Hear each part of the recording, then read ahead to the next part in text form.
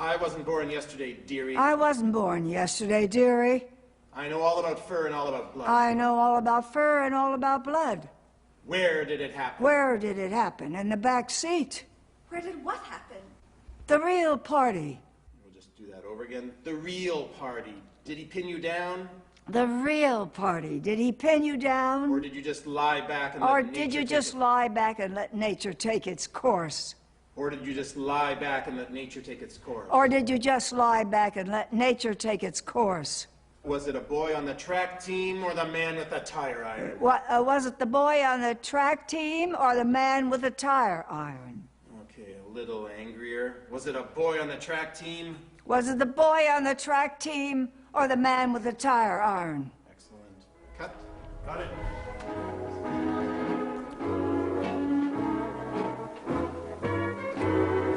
Winnipeg, Winnipeg, wonderful Winnipeg.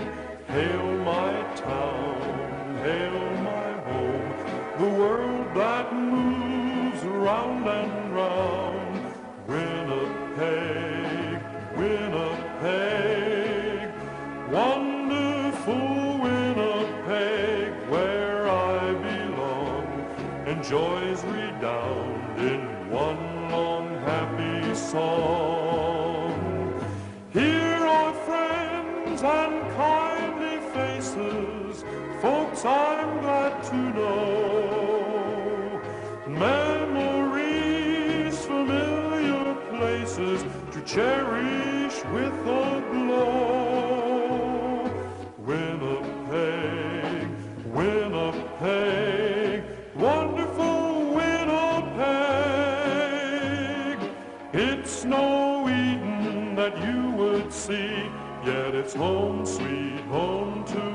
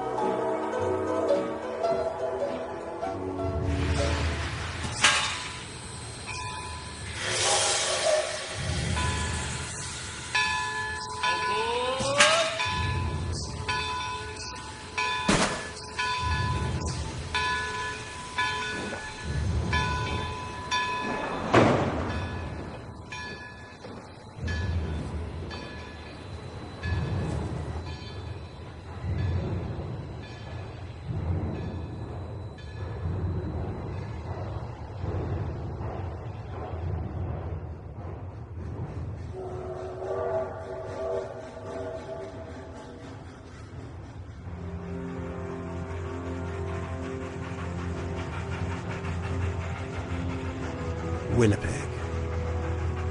Winnipeg. Winnipeg. Snowy, sleepwalking Winnipeg.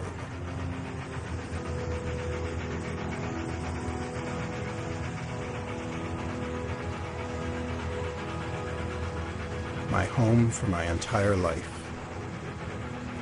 My entire life. I must leave it. I must leave it. I must leave it now. But how to escape one's city? How to wake oneself enough for the frightening task?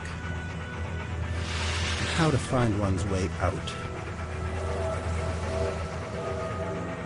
The greatest urban train yard in the world. Arteries. Iron veins. Ways out. The dream train. Chugging. Dreaming. Sleep chugging. Out of the lap of the city. Out of the lap described by the forks. Of the red. The Assiniboine. The forks. Assiniboine and the red. The rivers that forced animals and hunters alike onto the same waterside pathways. The forks, the lap, the forks, the lap, the forks, the lap. the forks, the lap. The reason we are here, right here, in the center of the continent, the heart of the continent.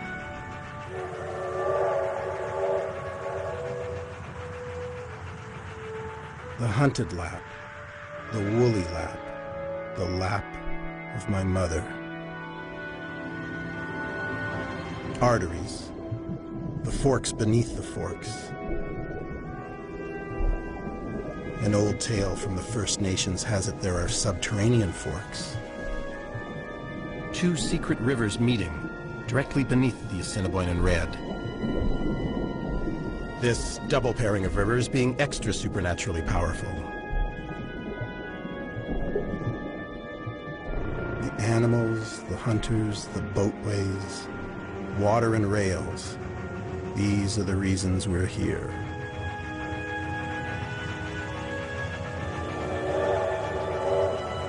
Pulling out of the station. Pulling out of the station. What if I had already left decades ago? What if? Winnipeg. Always winter. Always winter. Always sleepy. Winnipeg. Winnipeg. Winnipeg. The train tracks cross the streetcar tracks and in turn cross the streets and the alleyways. Everything beneath thin layers of time, asphalt, and snow. Are these arteries still here? Are they dug out every night and reburied every dawn? We Winnipeggers are so stupefied with nostalgia, we're actually never quite sure. I never really know anything for sure, except that after a lifetime of trying and many botched attempts, this time I'm leaving for good. Again. Back in Winnipeg's earliest years, the Canadian Pacific Railway used to sponsor an annual treasure hunt. This contest required our citizens to wander the city in a day-long combing of our streets and neighborhoods. First prize was a one-way ticket on the next train out of town. The idea being that once someone had spent a full day looking this closely at his own hometown, he would never want to leave. But the real treasure was right here all along. And you know what? Not one treasure hunt winner ever got on that train and left. Not one, not in 100 years.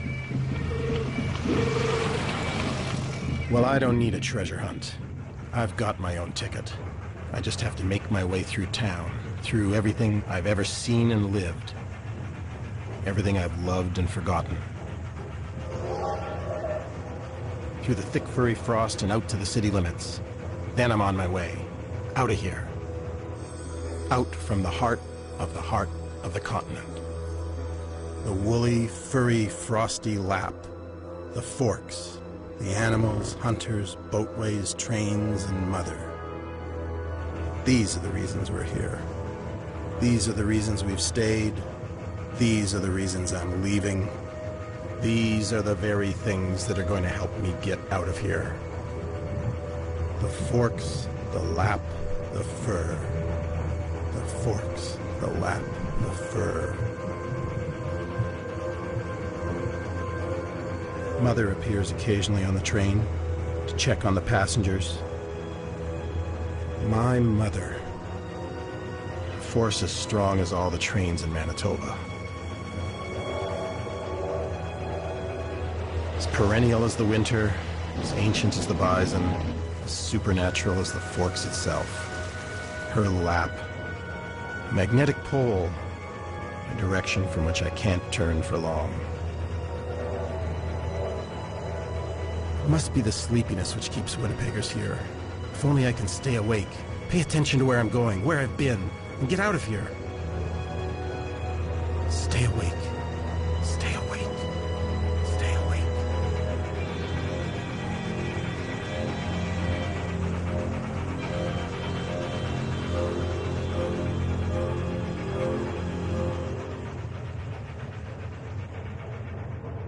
We sleep as we walk. Walk as we dream. Winnipeg has 10 times the sleepwalking rate of any other city in the world.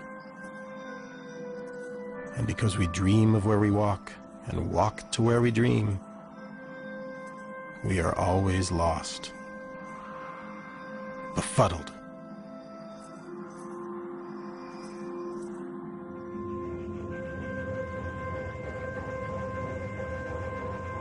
Asleep on foot, the Winnipegger is a citizen of the night. The Winnipeg night. Why is this so? Why are we so sleepy? Why can't we just open our eyes?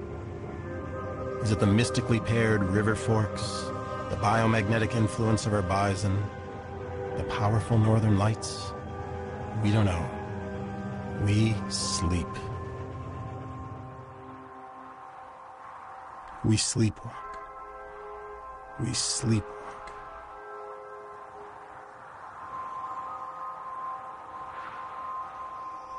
We show up on old doorsteps, old homes, our old homes, those of our sweethearts. And we are allowed by civic law to carry the keys of these old dreamy domiciles, of these old dreamy addresses. And those that live at the old homes must always take in a lost sleepwalker. Must let the confused one stay till he wakes. In Winnipeg, it's the law. These old dreamy addresses. Keys. Keys.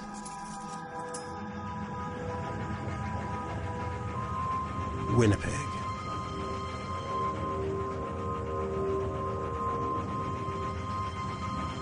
Home.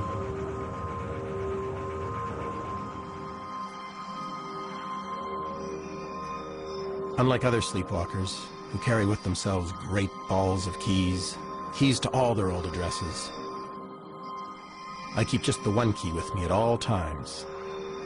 The key to 800 Ellis. Home.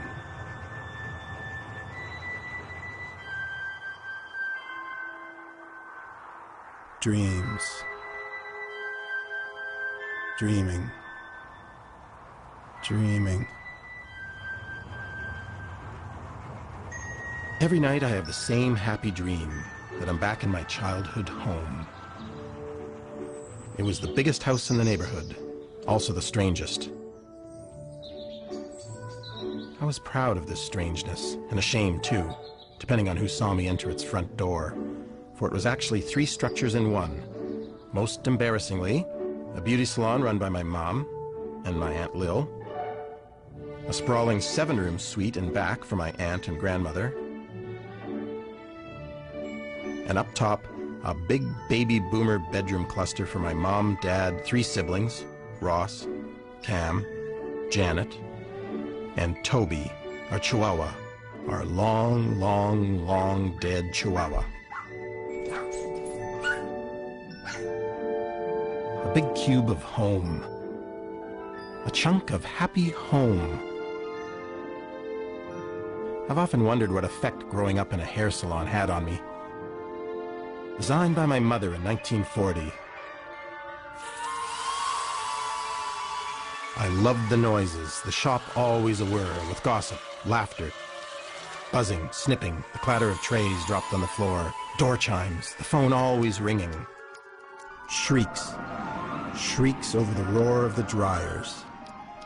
The air always acrid with lotions, or fuzzy with sprays. Cloudy, cloudy, cloudy with hairsprays. Helmets. Helmets. Cutting of hair. The torturing of hair. Helmets. The drying of hair. Helmets. Sweepings of hair. The hair chute for the sweepings, leading down into the basement. The air vent leading upstairs, right into my bedroom, bringing me every word of conversation that roiled out of that gynocracy. At school, I reeked of hair product. Pomades for the elderly, lotions for the elderly, I smelled of corn plasters and barbicide, of girdles and talc, fur coats and purses, the insides of purses, the smells of female vanity and desperation. I grew under their influences into what I am.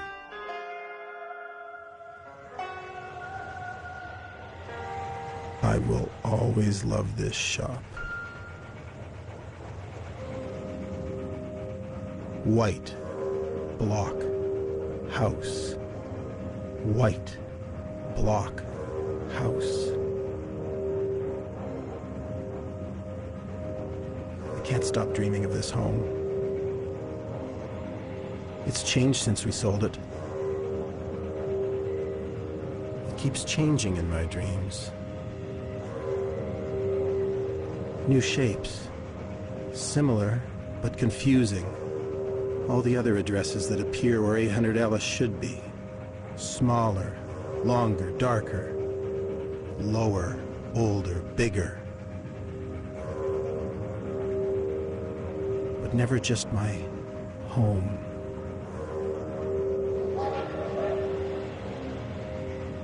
Home. Home. The dreams are sweet. Back home, back home.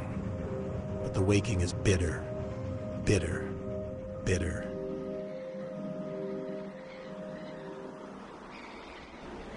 Bitterness. Bitterness sweet as the cold of our winters. We're the coldest city in the world. What enchantments this cold offers up to the person with the right attitude. What exuberant lungfuls of fresh air the city has for those who want to scoop it up in their mouths.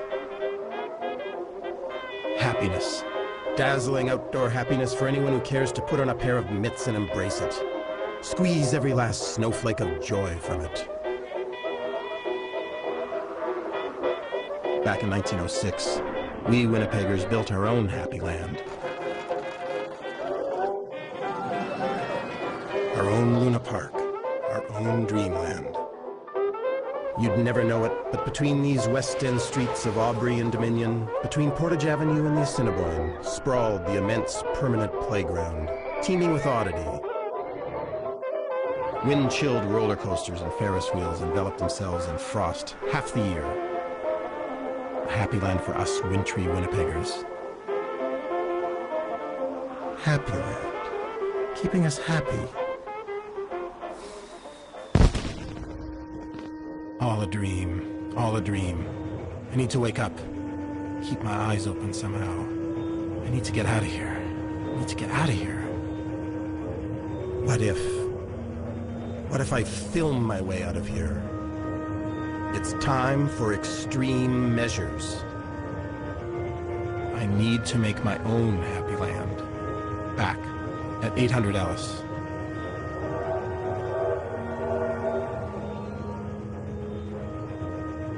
In commemoration of what would be my parents' 65th wedding anniversary, I sublet for 1 month the house in which I grew up. Mother, as always, is game for anything. Eager is she to dip into the past of her home. I hire movers. Tax deduction. I'm a filmmaker. Only here can I properly recreate the archetypal episodes from my family history. Only here can I isolate the essence of what in this dynamic is keeping me in Winnipeg. And perhaps once this isolation through filmed reenactment is complete, I can free myself from the heinous power of family and city and escape once and for all. In addition to shooting everything, I keep a meticulous logbook charting this strange plunge back in time. It's 1963-ish, the time I believe most likely to conceal the key to all the memories and feelings that enervate me to this day. In my old living room, Mother puts everything back just as it was. The old black and white TV in one corner, the planters, crummy sofa, the comfy chair. For 1 month, I get to sleep in my old bedroom, the letters YUG still carved dyslexically upon its door, so Santa will know I'm there.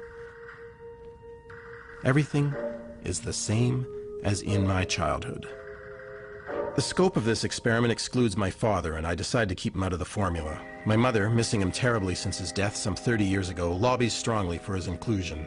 We settle on a compromise and pretend we've had him exhumed and reburied in the living room, beneath a mound of earth concealed by the area rug.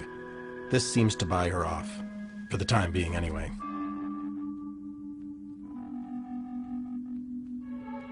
For the reenactments which concern me, I hire actors to play my brothers and sister. Finding these actors isn't hard. In fact, I'm able to get substitutes that bear uncanny resemblances to the vintage originals. My sister Janet, who in 1967 was a Pan Am Games gold medalist and is now a member of the Manitoba Sports Hall of Fame. My brother Cameron, who died in 1963 at the age of 16. My brother Ross, always big man on campus. My dog Toby lived to be 11, never successfully house-trained, to be played by my girlfriend's dog Spanky. Actors for them all, except Mother. At the last second, the woman who has sublet this place to me decides she doesn't want to leave. She put a bit of a damper on things. Experiment seems to be going well.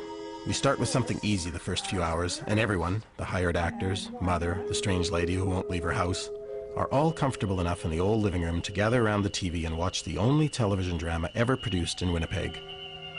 Don't try to sweet talk me. Talk, talk, talk. All you do is talk. I'm gonna do it for real this time. It was a daily TV drama called Ledge Man, and my mother's been the female lead in this show since 1956. Don't think they don't know that you're a coward and a baby who has to get his own way all the time. You're looking pretty cocky now that you've given me shingles and made me lick dirt for all those reporters down there. Every day, the show runs at noon. The same oversensitive man takes something said the wrong way, climbs out on a window ledge and threatens to jump. I'm gonna jump. And every day, his mother appears at the nearest window and tells him to remember all the reasons for living. In spite of what you think, you have never been a disappointment to me. Don't make me do it. Why, when you were a child model for Hudson Bay, I was so full of pride, I could hardly breathe. That little check suit, and not a hair out of place. Don't try to sweet talk me. By the end of each episode, I love you, Mom. the son is convinced to come into safety. But the next day, he is back out there again. Next, on Ledge Man, suicide on Portage in Maine. Mother has never missed a day in the 50 years the show has been broadcast. Surprisingly, after half a century of acting on TV, Mother is resistant to playing the role of herself in this exciting experiment of mine, which could actually not just unlock the secrets of a family, but create a whole new genre of film. 6 Alpha, take 1.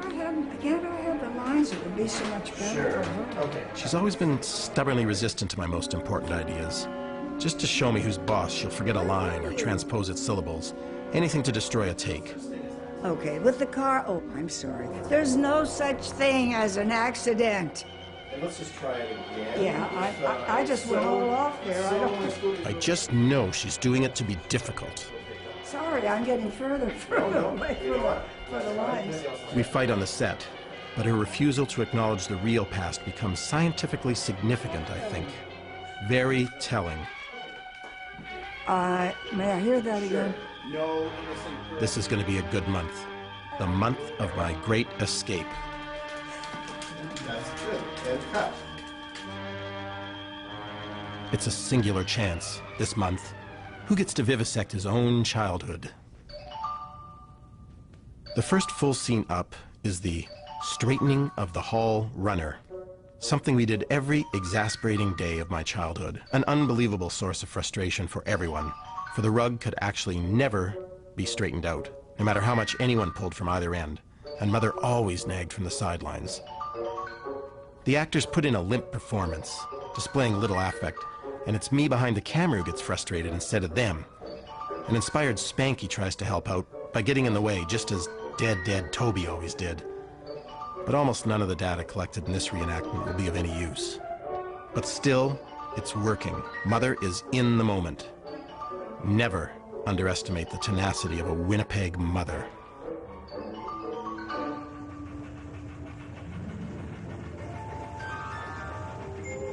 The year 1957 saw Winnipeg embroiled in the scandal of the Wolseley elm, growing out of the center of Wolseley Avenue, surrounded by a curb and a fringe of grass that Ripley's Believe It or Not declared was the smallest park in the world.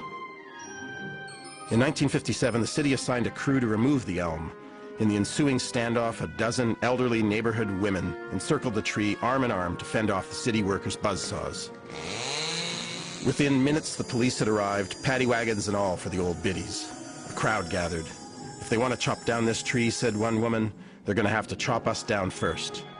In the end, the matter was settled peacefully by newly elected Mayor Stephen Juba, who pulled up in his Cadillac and sent the workers home. Later that week, vandals, obviously working for the city, blew up the tree with dynamite. What if City Hall ever listened to the wishes of the people? 1919. Returning soldiers and police on the right. Our workers, stage left. The drama of our city's most glorious moment, the 1919 general strike. The clash of the marchers, their grand parades surging from each direction, meeting in the middle. Meeting where? On this day, in front of St. Mary's Academy for Girls. St. Mary's Academy for Girls, where the quaking little princesses of the middle class tremble out their father's fear of workers. Fear the workers might actually get paid fairly someday. But the workers are not to be denied. Neither police truncheon nor the wealth of the bourgeoisie can stall their determination. The newspapers paint the workers as Bolshevik rapists, which galvanizes the girls' worrisome fathers into a frenzy of paranoia and sets the nuns, those ever-opiating nuns, foolish as the turkeys they raise, puffing up into a gobbling panic. Such was the crucible of the continent's labor movement. Here in Winnipeg, brave men doing what had to be done, teaching the next generation to throw off its girlish fears of the inevitable.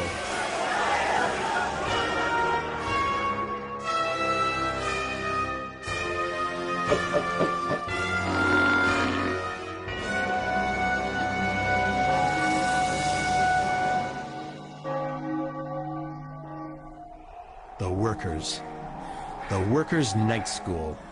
And some of their most eager students sleepwalk right out to the barricades to meet their new teachers. What they want, they know not, but they're gonna get it. And our city will be at the forefront of the workers' rights movement from here on in.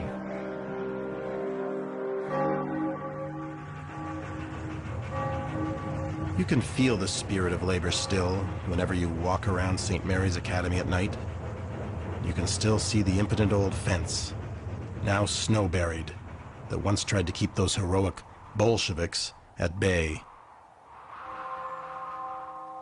Now, a single sleepwalker remarches the same historic route the strikers took past the school. Is he remembering with his blood those long-ago days of excitement? Or is he just another sleepwalker jingling his keys in his pocket? He's barely noticed by anyone at St. Mary's. He is as invisible as I am otherwise. Maybe it is I.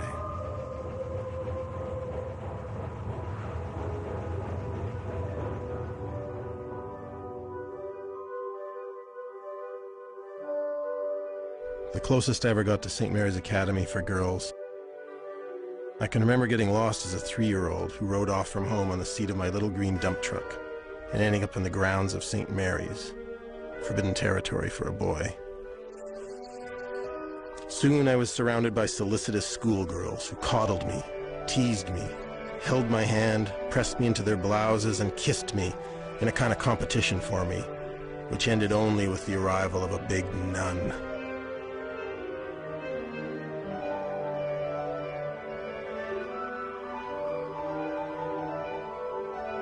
Now my encounters with the students of this fenced-in school are limited only to little lunchtime sightings. The girls like to smoke at Munson Park across the street. Delinquent girls, Nothing stokes my mother's engines more. Well, delinquent girls are all in the past for me, Mother. It's time to get back to work. Back to the task of disentangling myself from this town. One scene I'm really anxious to get at is the recreation of the time my sister hit a deer on the highway coming back from Kenora. I felt at the time my mother really overreacted. I need to view this episode again. Was it my sister's fault? Was it my mother's? And action. Mother, I had an accident.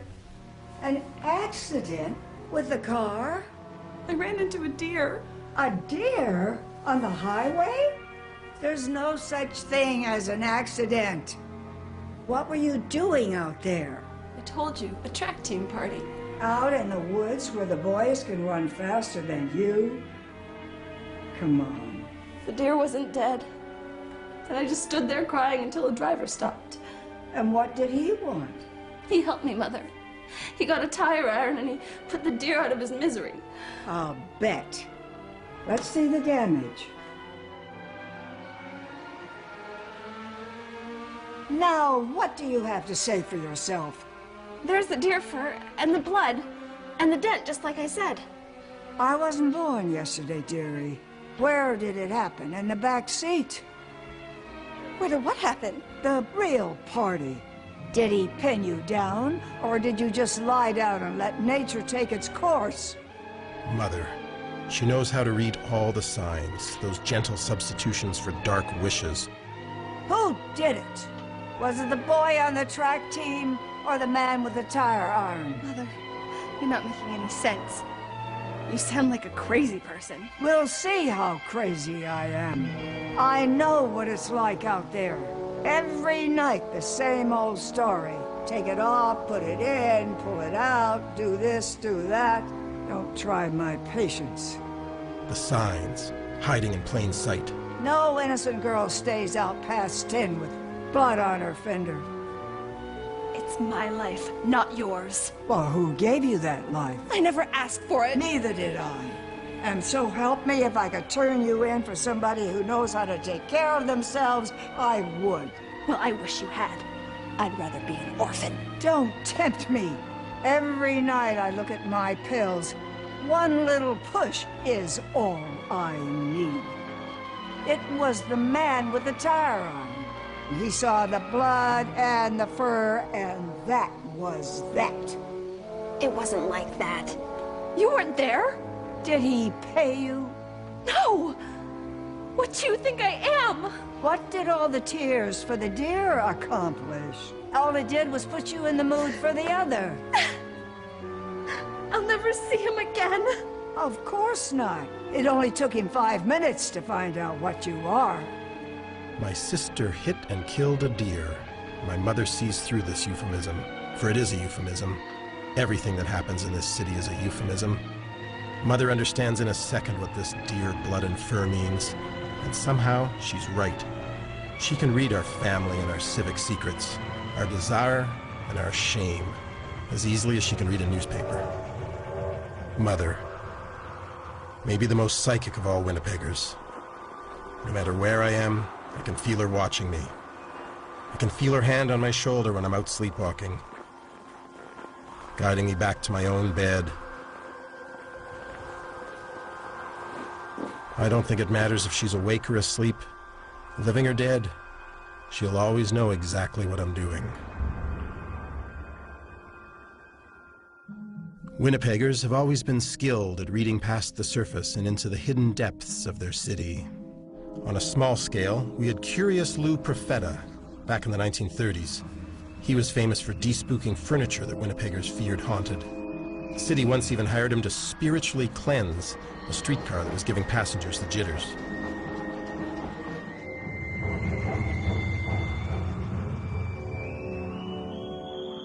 Sir Arthur Conan Doyle always cited Winnipeg as having the greatest psychic possibilities of any city he had ever visited, possibly because of the lap, the fur, the frost, etc., but especially because of the forks, and the forks beneath the forks. The First Nations people knew how to read what Conan Doyle only sensed in this city. for centuries burying their dead as close as possible to the most powerful confluence of our four rivers, Red and Assiniboine, Red and Assiniboine.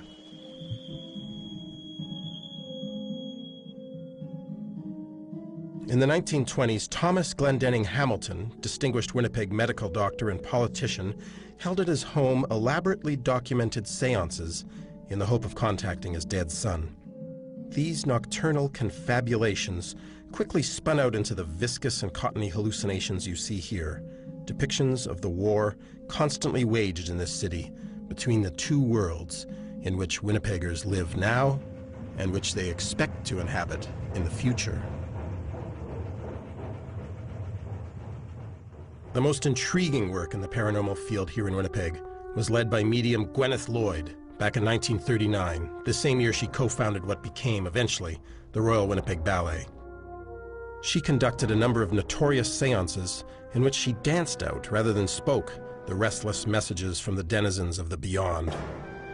The most famous of these meetings she conducted at our provincial legislative building, which also happens to be the world's largest Masonic temple, secretly constructed along ancient occult specifications in 1922 by our Premier Rodman P. Roblin, who along with his entire cabinet were third-degree Masons. That's the Greek god Hermes atop our dome, disguised as the Golden Boy by an armful of wheat. Our sleepy eyes never suspecting his fearsome pagan power and unlikely presence here in modern North America. Present at the medium's table that night were our city's most respected city fathers, including the incorruptible Mayor Cornish, and the madams, or shop stewards, of our illustrious brothel collectives, women respected for their political acumen and clout in the community. Countless streets in our core area are now named for these great women.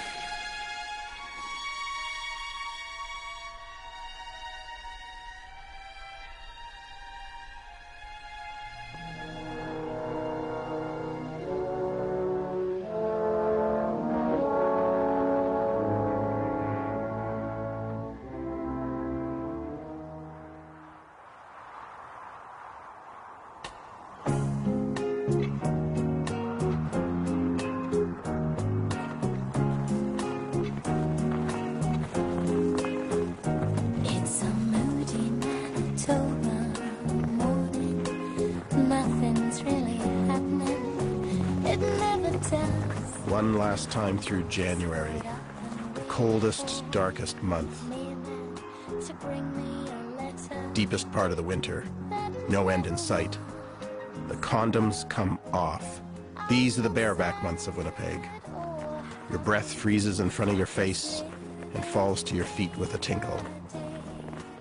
Man and dog, we walk the streets. My guide dog through time. And I like it that way. Even people who have never encountered snow can imagine what it's like to walk through it. You leave footprints, declivities. When you step on fresh snow, you pack it down. You pack it down onto the sidewalk, and when all the loose snow later blows away, it actually leaves a positive record of that negative space. It leaves your footstep as a kind of little relief record of it. I like to think of these things as snow fossils. They don't last 600 million years. They only last a few months. But you can actually trace through these snow fossils your own passage up and down your sidewalk over the course of a winter. It's a way of walking backward and forward in winter's time. Winnipeg. You negotiate the great white ways, the snow labyrinths, mazes of ectoplasm which determine our paths through our lives here. We have little or no choice where we go, where we sleep, what we feel. A city of palimpsests, of skins beneath skins. How to decode the signs of the city. Another civic law here. We're not allowed to destroy old signage, any old signage. Instead, it's kept forever at the old signage graveyard. Dip into the layers of Winnipeg. A city just 4 years older than my grandmother. Sometimes so young seeming, sometimes so ancient. Frightening. Frightening is one's place in time.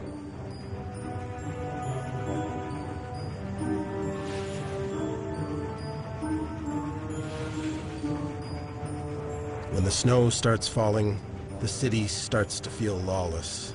Lawless, but safe.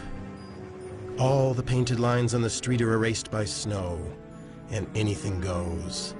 It's a big game of bumpin' cars out there. The lights look pretty. You can't even see out of your windshield half the time. You know you can glide sideways, skidding through a red light, and the cops will let it go.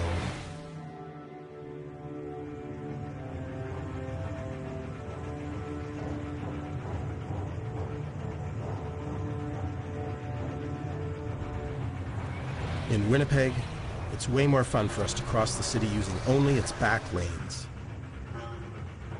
The city possesses a vast network of these unofficial streets. A fine grid-like work of narrow, unspoken-of byways that hold a charm all of their own. They're not even allowed on city maps, but the populace knows all about them and uses them more than legitimate streets.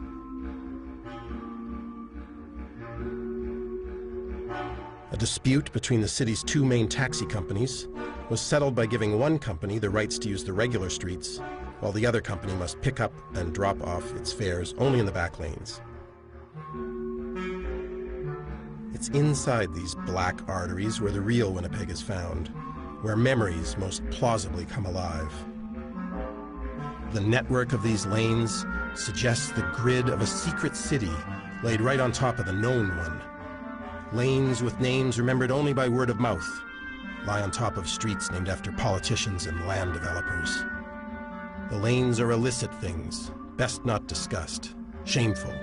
They receive the breech ends of the houses, the side of the home not meant for polite company. They are the weedy landscapes of shameful abandonment, the conduits of refuse removal. Here we strew what we no longer want to acknowledge, and everything, most notably the Winnipeg Special, a mattress bent over with fatal stains, is quickly covered up by the forgetfulness of our snow.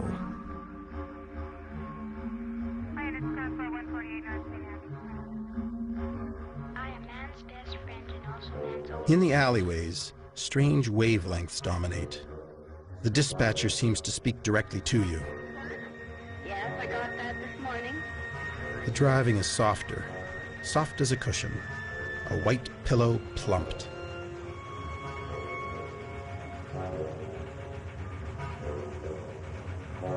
Then there's the strange case of Lorette, a hermaphrodite street. It's half front street, half back lane. No one speaks of Lorette.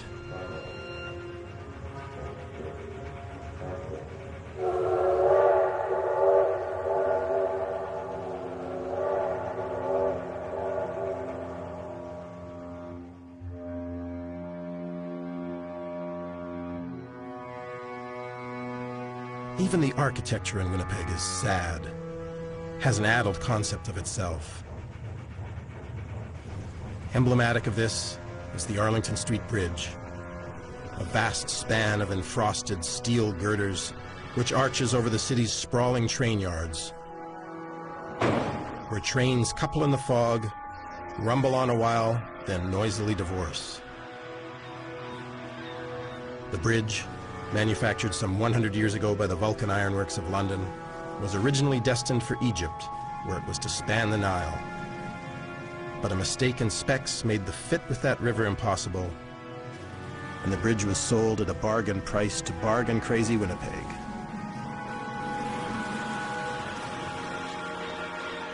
The bridge is not adjusted well to its always strapped foster home, and it often turns in its sleep when it is possibly dreaming of its lush and joyous, originally intended home, and pops a girder out of place. The sounds that groan up from the yard at night resemble the agonies of some colossal arthritis.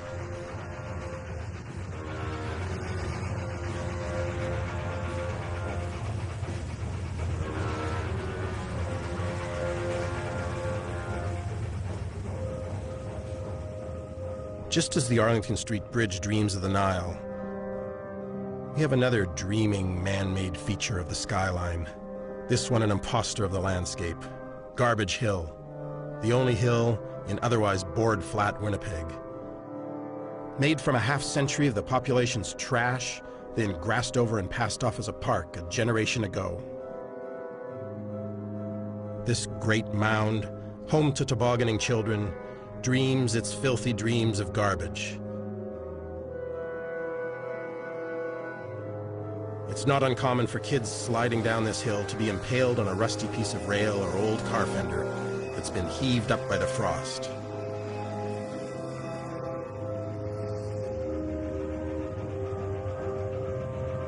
My Winnipeg. A horrific chain reaction of architectural tragedies started in the late 90s when our titanic Eaton's department store on Portage Avenue hit that prairie iceberg and sank. Bankruptcy. Eaton's once dominated this city to the point where over 65 cents of every Winnipeg shopping dollar was spent at this single store. To say it defined Winnipeg retail would be no exaggeration. After the bankruptcy, our civic government, without even trying to dream up an inventive second life for the old store, suddenly and unforgivably razed it. Demolition is one of our city's few growth industries. Overnight, construction of a new arena on the old Eaton site was announced. Curiously, after years of fighting, resisting, refusing to build a new rink for the NHL Jets, allowing them to abandon us for Phoenix, City Council suddenly rushed out this new architectural lie to Winnipeggers. The result, a sterile new thrift rink for minor league hockey. With too few seats to reach the NHL minimum should a miracle ever give us another shot at playing in the big leagues. A ridiculous, politically motivated tragedy with the corporate name Empty Center. I'm sure memories will accumulate in this Empty Center, which has nothing but low-priced newness to recommend it. Until then, this thoughtless new building just sits on the windswept downtown corner, like a zombie in a cheap new suit, its brick coat somehow meant as an homage to atomized Eatons, but coming off more as an insult to the grand old department store, and an insult to us. Now, the real tragedy. Since we've suddenly ended up with two large hockey arenas, The real Winnipeg Arena, the old Winnipeg Arena, the most fabled myth and memory-packed landmark in our city's history, has been condemned. Condemned. In fact, demolition has already begun.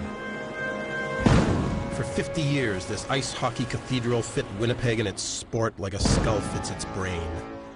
This building was my male parent, and everything male in my childhood I picked up right here. I was even born here, right in this dressing room. Look at it. Born during a game between the Winnipeg Maroons and the Trail Smoke Eaters. I was bundled up and taken straight home after the game, and brought back a few days later to watch my first complete contest. My dad worked behind the bench for the Winnipeg Maroons, the 1964 Allen Cup winners, senior hockey champs in the days of the original six, and for the Canadian national team as well, as Winnipeg hosted in wave upon frightening wave visits from the revolutionary juggernaut Soviet team, years before the hubristic NHL deigned to hold its first Summit Series in 1972. Here's my ticket for Game 3 of that series, a 4-all tie, a dull game compared to the electrifying contest typically held here at the world capital of international hockey. The NHL never liked us here in Winnipeg. They raped us of our best players when we joined up with them in 1979. I grew up in the locker rooms, was breastfed there in the wives' chambers, and was often lent out to visiting teams as a stick boy. I met my first superstar in the Soviet showers, dazzled by Anatoly Firsov as he emerged from the steam, naked except for the lather mantling his torso. Positively smitten by him, I once stole his famed number 11 jersey, taking it home and sliding it over my nude body to take a few erotically charged secret slap shots before tossing it into the forks for fear the KGB would catch me wearing it. I nearly fainted from the touch of its fabric and the fear.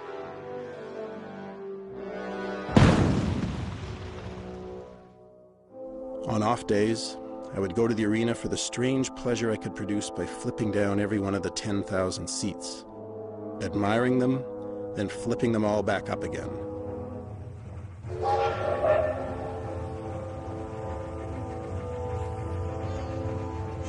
Urine, breast milk, sweat, the hockey cathedral's holy trinity of odors. These are the smells that will haunt this holy site forever, no matter what blasphemy is built here in its stead. And rest assured, it shall be a blasphemy. When the national team was disbanded by a federal bureaucrat's stroke of a pen in 1970, my father died. With nothing left to do, he died. I'd like to say he spontaneously combusted right on the ice of the arena. That would have been great, but it was quieter than that. He shrank into a puff of cigarette smoke and was gone. Now, my building lies like a heart ripped open in the snow, closed to the public which worshipped in it. What if Eaton's had never gone down? What if? But an odd assortment of players, in their 70s, 80s, 90s, and beyond, continues to play in the old barn despite the first few thumps of the Wrecker's Ball. The team is called the Black Tuesdays, in defiance of the day in October 1929 when the world crashed into depression. The players are old Jets, Maroons, or from earlier eras, the Warriors, the Victorias, even the Falcons, who won Canada's first Olympic gold medal in hockey in Antwerp, 1920. Cease Brown, voted athlete of Manitoba's first century in 1970. Ole Turnbull, Buster Thorstenson, curly-headed George Cumbers, Smiley Zama, so named for the numerous head injuries which have left him eternally happy. Other veteran greats, Baldy Northcott, Fred Dunsmore, greatest of all the Maroons and best athlete in the history of Manitoba. As a child, lived at 3 different addresses, all of them on Minto Street. Strangely, and perhaps a testament to the mystical synchronicities always holding sway in this city, his future wife Margaret dwelt as a child in the same 3 houses, long before ever meeting her future husband. Billy Mosienko, Winnipegger, scorer of the fastest hat trick in NHL history at 21 seconds, and owner of a fantastic bowling alley on North Main. On the Falcons, Connie Johannesson, Frankie Fredrickson, the most beautiful of all the Falcons. Huck Woodman. It is even rumored that the heavily bandaged goaltender who plays is the late Terry Sawchuk, the NHL's all-time leader in wins and shutouts at the time of his mysterious death over 3 decades ago. But that's impossible, of course. They suit up in the collapsing old dressing room where they lace them up as youths. No one knows why the Black Tuesdays formed. They aren't saying. I'd like to think they did it to protest the grotesque greed of the National Hockey League, which made the sport too rich for this sleepwalking working-class town. Game-playing reveries, lost in time, mischievous time. Time flies when you're flying.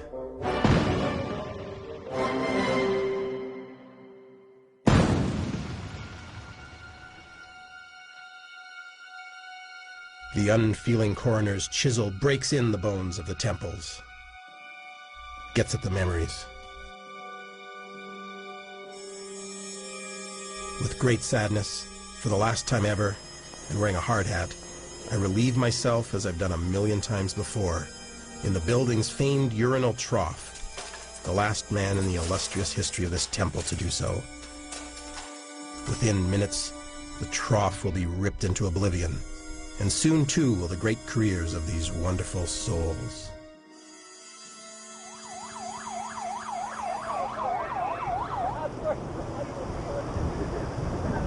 Okay, we're gonna go.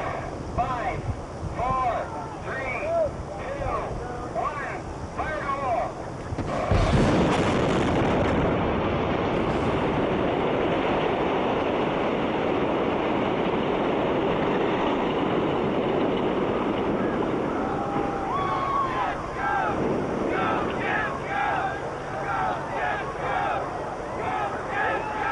Kind of a strange victory. Only the part of the arena added in 1979 to accommodate the arrival of the NHL in town falls off the arena when the dynamite goes off. This I interpret as a sign that we should never have joined that league. I really sort of hoped that this would be some kind of stay of execution, but no. Why did this happen? Why was this allowed to happen? The arena. My father. The paternal amphitheater of our game. Murdered. All because he lacked luxury boxes. Here we pride ourselves on the tradition of labor, and we allow our shrine to be outraged for its lack of luxury boxes. I'm ashamed of us. Ashamed to be a Winnipegger. Farewell. Farewell, beloved father.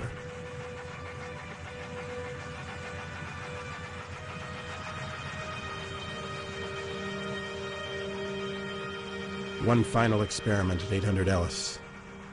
It was really rare for me to side with my mother in family disputes. I must revisit an incident which puts her in a sympathetic light to see if it parses out the same way this time around. Now frame and action. Wake up, Mother. Wake up. Wake up, Mother. Wake up. No. Oh, Mother, please, wake up. what do you want? You have to feed us. We're so hungry. Well, go and make yourself something. I'm too old to cook anymore. My cooking days are over. Do you want us to starve? I don't know where the pans are. Well, just go make yourself some toast. We burned the toast. Nothing tastes good unless you make it. We throw everything out. Or throw it up. It won't stay down. Well, I don't have any more recipes in my head. My cooking days are over. Whatever you make for yourself, we can share a little. No. What's mine is mine. We brought the parakeet with us. What was that? We brought the parakeet with us. How dare you? You were warned. I tried to be nice. Oh. You didn't listen. Oh. Go get her, Muley. Oh, get him away from me, please. Spray your filth in her hair. Oh. My mother's always had this strange fear of birds. I don't know where it came from. And messy hair, too. I remember once we were down in Warroad, Minnesota, visiting some friends who had a 75-year-old myna bird that had an immense vocabulary and was allowed to fly free in the house. It landed on my mother's shoulder and she smashed it to the floor. Destroyed, just killed this thing with one blow. The thing had been living happily for 75 years and its life was snuffed out just like that. Oh! Get him away from me. I'll call him off if you get up and make us some meatloaf. Right now! Oh! There's another one for the logbook.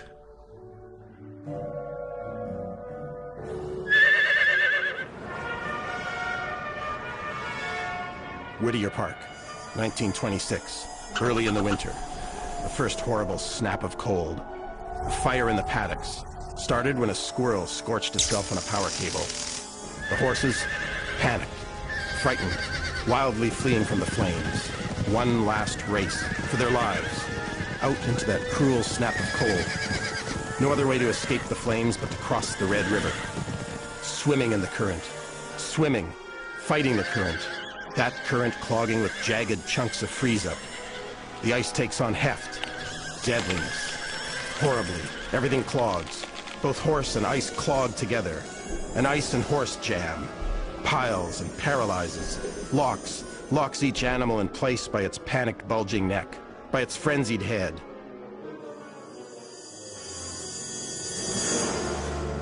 The heads stay this way for the whole winter. 5 months at the forks. Like 11 nights on a vast white chessboard, a great public spectacle.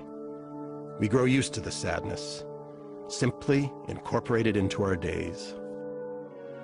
Soon, the Hawley Snowshoe Club embarks on weekly jaunts out to the Horseheads and holds little jamborees there.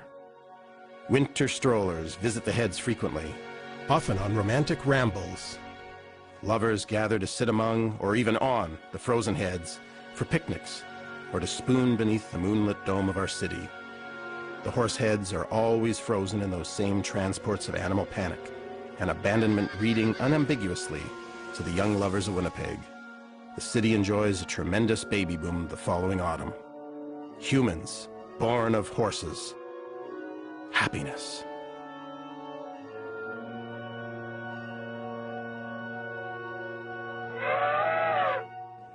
Now without a racetrack to slake the city's thirst for betting, Winnipeggers turn to wagering on unsanctioned, illicit events. The Golden Boy pageants, held at the Paddle Wheel nightclub, which sits atop the brand new Hudson's Bay department store on Portage Avenue, Eaton's little sister down the street. Man pageants. The men are beautiful, the betting is heavy. Otherwise incorruptible Mayor Cornish ignores our city's bylaws and presides as the lone judge at these lurid contests. He picks the Golden Boy, makes or loses fortunes for those patrons in thrall to the vice of gambling. Trotting, trotting, trotting. On parade for the mayor. On parade for Winnipeg. Thoroughbreds one and all. Women only in the Crinoline Court section, please. The advent of modern Winnipeg nightlife. What does one have to do to be named the Golden Boy? What is beauty? Who knows? That's for the mayor to decide. Desire. Selecting the lucky one. The Golden Boy.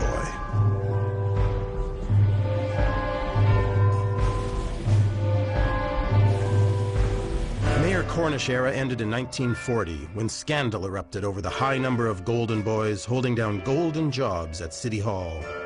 These debauched Cornish years were known as the Orange Jello days, when the city jiggled to the tempo set by that simple but timelessly delicious dessert served in the paddle wheel as its house specialty. Jello. Only orange Jello. Night manna. Squirting through the teeth into the outer regions of the mouth and then back into its center again. An endless cycle. The wheel of Jello. The paddle wheel. Betting action at the paddle wheel, that once vibrant penthouse of iniquity, drops off rapidly in the decades that follow. Hard to work up much enthusiasm for the pipe smoking contest held every weekend in the 50s. And by the 60s, there is nothing much left but memories of better times. Nowadays, I fear for the store. Even sleepwalkers are hard to find here. One last time, I can still make my way up to the 5th floor, unimpeded by any customers, where the bay rents out space to the always nomadic Manitoba Sports Hall of Fame. There, I can find my sister, and of course, Fred Dunsmore. Oh, Fred, why does the Hall of Fame always choose such thin ice upon which to erect its memorial columns? Manitoba Sports Hall of Fame has moved many times since I first heard of it. Every time it moves into a building, the building goes bankrupt. It has to pick up all its photos and banners and sleepwalk to another home. I worry about the bay. Will we always have the bay blankets? The blankets worn by my dad's teams, the famous point blankets which have been currency for our fur traders since 1670? The city council can't possibly tear this building down. Not again would they dare commit such a murder. Oh, why not? They've killed before, and they're unrepentant. What if they do it again? What if? Wake up. You must make one last visit to your beloved Sherbrooke Pool, already 2/3 closed. Built in 1931 as a Depression-era make-work project, the facility is actually 3 swimming pools in one building, but stacked vertically, one atop another, perhaps the only building of its sort in the world. Segregated by gender. Segregated by depths. Families swam on the main level, street level. But one level deeper, it was girls. Girls only. And deeper still, in the deepest of deepest basements, it was the boys. Only boys. In the steam and dankness. Back in grade 5, I was invited for a Saturday swim at the baths by my old school chums, only to find upon arriving my friends had no intention of ever getting into the water. Instead, they stripped naked to cavort the day long in the changing rooms. The little savages, in their Saturday trances, wanted me to strip too, surrounded me, aroused with excitements, and threatened to send high-arcing streams of urine onto me unless I joined them in their downy caperings. With engorged little members. Hairless. Why? Why? Why don't we just swim? While making my way to this boys' level, the pool beneath the pool beneath the pool, I always thought of the forks beneath the forks, and a mystical power overtook me. Something shifted in my chest the lower I went. A power shift. It was always rumored the water in the boys' pool came directly from the forks beneath the forks. I believe that rumor. The 2 lower segregated levels of the pool are closed now, since 1966. Why? What if? What if? If Day. February 19th, 1942. At dawn, 5,000 Nazis invade Winnipeg and declare martial law. Fascist officers arrest Mayor Queen, Premier Bracken, and his entire cabinet. School teachers and politicians alike are imprisoned in our historic Lower Fort Garry, which is suddenly a concentration camp, flying the swastika. By mid-morning, Portage Avenue is already renamed Hitlerstrasse. Winnipeg itself is renamed Himmlerstadt. Citizens are bullied, harassed, molested. What if? What if? What if? Talk about a terrifying detour through time. For us here in Winnipeg, where time cuts many pranks, this detour is horribly plausible. The 5,000 Nazis are actually Rotary Club volunteers wearing costumes rented from Hollywood. And If Day is a huge success, frightening Winnipeggers into colossal war bond purchases. To Winnipeggers, the word if is terrifying. In Winnipeg, every day is If Day. And one must be careful when changing trains not to take the wrong line, not to end up looping back endlessly. That's why one must stay awake if he actually wants to get to where he thinks he's going, to his happy land, for a time where the wrathful nature of this ancient land plays one more trick upon him. Wrathful nature. Quickly, prairie herds descend upon us again. From the plains of Silver Heights, the pain cries rising from between two mating Tiwink-Ti, or homosexual bulls, held to be sacred for their double spirit by the Ojibwe, spark a colossal buffalo stampede down into Happy Land, trampling the playground underhoof, leaving it completely flat within 10 minutes. Then, a third stampede, this one by our forgotten men, our veterans of the Great War. Joined by our First Nations people, those swelling ranks of our heartsick dispossessed, these souls descend onto the devastation of Happy Land and sweep up every last piece of happiness they can, for they need it. Every fragment of plaything, roller coaster, arcade, and Ferris wheel, every last sliver of happiness. They remove it with the swiftness of a starving man clearing his plate. These forgotten souls, forgotten families, forgotten tribes remove themselves and these odd spoils to their secret homes upon the rooftops, to reconstitute, as well as they can from this rubble, their own happy land. Out of sight, out of mind, invisible, still there to this day, still there to this day. Wrathful nature, benevolent bison.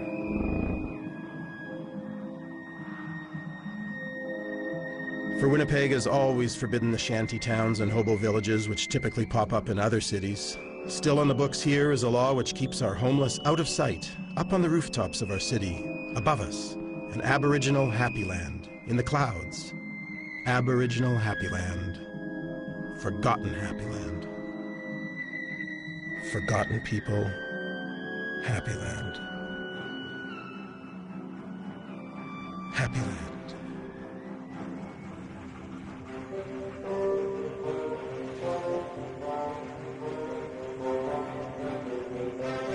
I'm near the edge of town now. Time running out. I'm really going. How will Winnipeg be without me? Who will look after all its regrets? I need to think of her as I go. The Winnipeg Citizen was a collective newspaper that got the workers' word out during the 1919 strike, the only collective daily paper in the world. I know the Citizen never had a page 3 girl, but if it had, she wouldn't be just any tabloid pinup.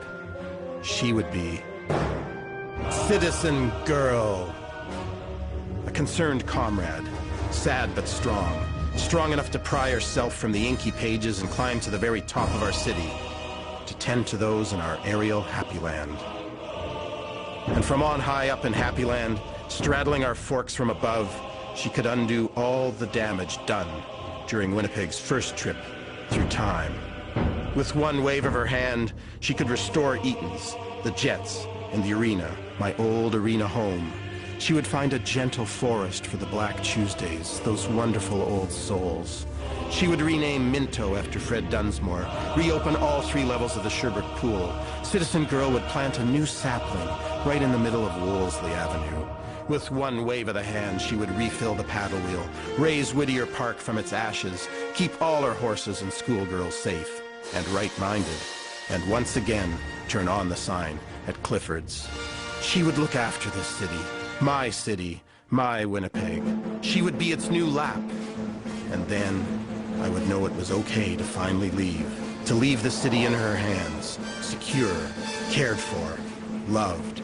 Then I could go to where there are no ghosts.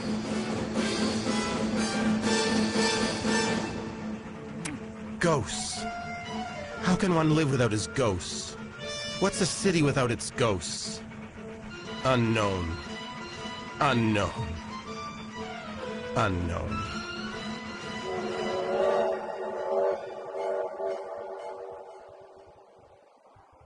I don't know what this experiment did to my mother.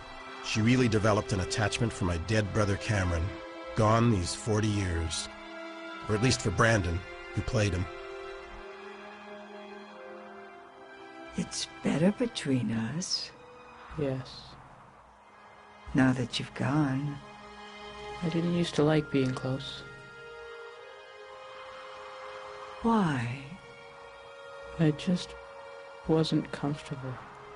Are you comfortable now? Mostly. I guess I am. Me too. That Freezy wrapper looks sticky. I don't mind.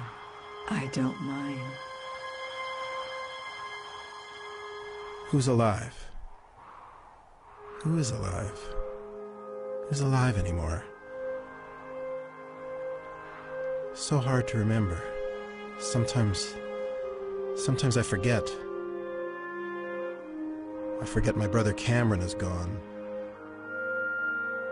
I forget my father's been gone since I was 21. At some point, when you miss a place enough, the backgrounds in photos become more important than the people in them. The old living room where we spent almost every waking hour, lying on couches in front of the TV set. My parents and I, lying on couches, lying on couches, lying on couches. A chunk of home. White block house.